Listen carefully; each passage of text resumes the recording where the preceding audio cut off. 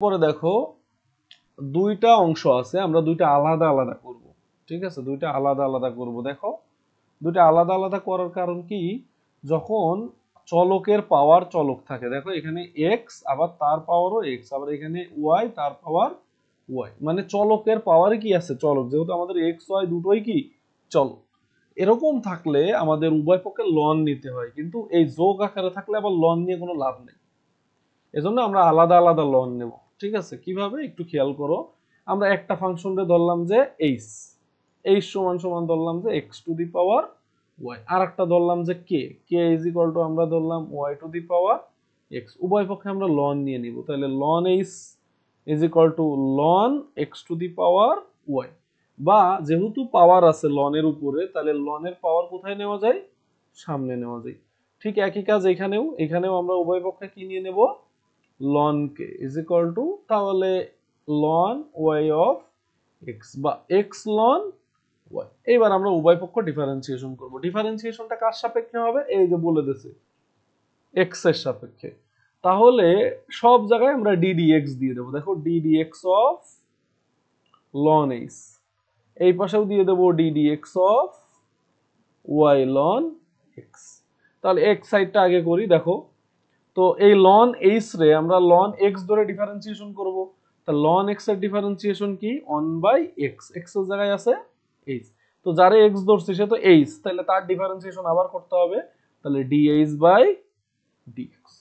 আর এই পাশে যদি ডিফারেন্সিয়েশন আমরা করতে যাই, তাহলে দুটো কি আকারে আছে, গুণ আকারে, ইউভি। তাহলে আমাদের এখানে ইউভি সূত্র পড়বে, ddx অফ ইউভি মানে কি, u ddx of v plus v ddx of you.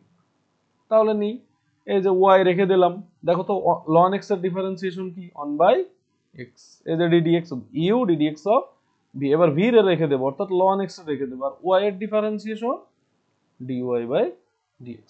আশা করি কোনো সমস্যা নাই। তাহলে এখান থেকে আমরা dh/dx টা বের করি, dh/dx সমান এই h টা ওই পাশে গুণ আকারে চলে যাবে, তাহলে গুণ y/x plus ln x dy/d। h এর মান কত, এই যে h সমান x টু দি পাওয়ার কত ছিল, y ছিল, তাহলে এটা আমরা এখানে বসাই দিব, তাহলে x to the power y y/x, আবার x to the power y ln x dy/dx, দুটোর সাথেই গুণ করে দিলাম। এবার দেখো এখানে y এর পাওয়ার কত, মানে x এর পাওয়ার y, আর নিচে x এর পাওয়ার 1 ভাগ আকারে আছে, তাহলে এটারে y x to the power x minus 1 বলতে, সরি y মাইনাস 1 বলতে পারি, কারণ পাওয়ারে পাওয়ারে কি হয়, ভাগে থাকলে বিয়োগ হয়, উপরে পাওয়ার y আর নিচে 1, আর এখানে যা আছে তাই, এটারে আর কিছু চেঞ্জ করা যায় না। একদম সেম উপায়ে আমাদের এইটারেও কি করতে হবে, ক্যালকুলেশন করতে হবে। তাহলে এটার একটু ক্যালকুলেশন করি। দেখো ddx দিয়ে দেবো উভয় পক্ষে, তাহলে আমি আর ওইটা দেখালাম না। তাহলে ln k এর ডিফারেন্সিয়েশন 1/k dk/dx। ঠিক আছে, তোমরা এই যে এই লাইনের পরে এইভাবে ddx দিয়ে দেখাই দিতে পারো, বা না দেখালেও কোনো অসুবিধা নাই।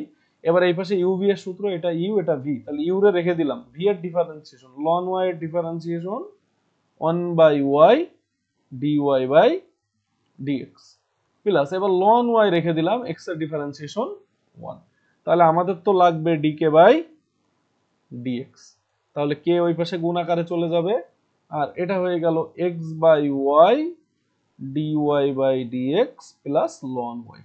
এখানেও আমরা k এর ভ্যালু বসাই দেব, k কারে ধরছিলাম, y to the power x, তাহলে দেখো y to the power x into x/y, আর প্লাস এখানে y to the power x ln y, এখানেও দেখো y এর পাওয়ার 1, উপরে y এর পাওয়ার x, তাহলে পাওয়ারে পাওয়ারে বিয়োগ, তাহলে y to the power x minus 1 into x plus y to the power x ln y। এইবার একটু ভালো করে খেয়াল করো, এই জায়গাটা আমাদের কি ছিল দেখো তো, এটারে আমরা কি ধরছি h, এবং এটারে আমরা ধরছি k, তাহলে h plus k is equal two বলতে পারি a two the power b। এই কাজটাই আমরা ওই পাশে করব, h plus k is equal two a two the power b। উভয় পক্ষ আমরা x এর সাপেক্ষে ডিফারেন্সিয়েশন করি, তাহলে h টা ডিফারেন্সিয়েশন করলে dh/dx, k এর ডিফারেন্সিয়েশন করলে dk/dx, আর যেহেতু এটা a two the power b, এ তো চলক না, তার মানে এ কনস্ট্যান্ট, কনস্ট্যান্টের ডিফারেন্সিয়েশন 0, ওর মান যতই হোক না কেন।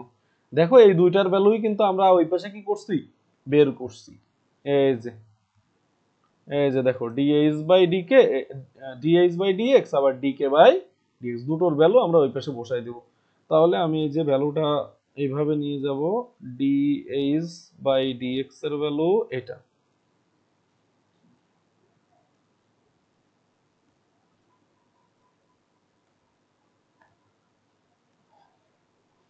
আচ্ছা এই যে dh বাই dx এর ভ্যালু বসাই দিলাম, এর মাঝখানে কি আছে প্লাস, এবার dk বাই dx, তাহলে dk বাই dx এর ভ্যালুটাও আমরা এই পাশ থেকে নিয়ে যাই। এই যে এটা হলো আমাদের dk বাই dx এর ভ্যালু।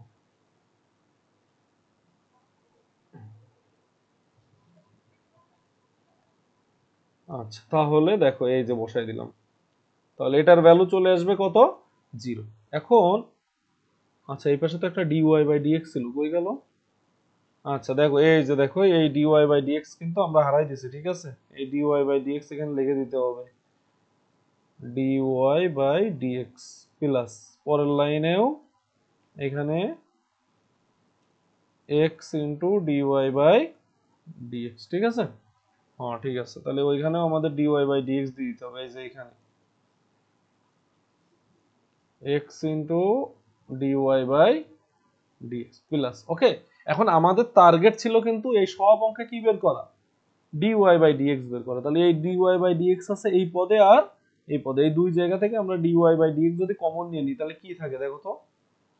আচ্ছা এখানে ln কত ছিল, ln এর সাথে ln x, দেখছো এটাও মিস করে ফেলছি, এই যে ln x ছিল আমি কিন্তু ln x দিই নাই, এই যে ln x, ওকে।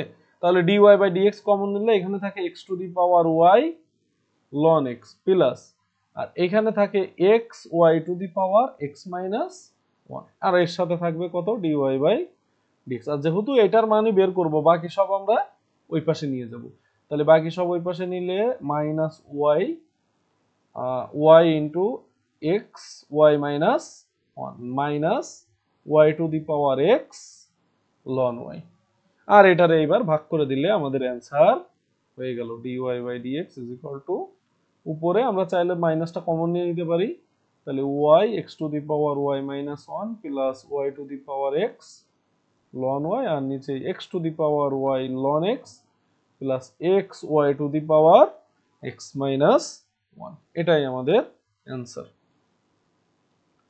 আশা করি বুঝতে কোনো অসুবিধা নাই।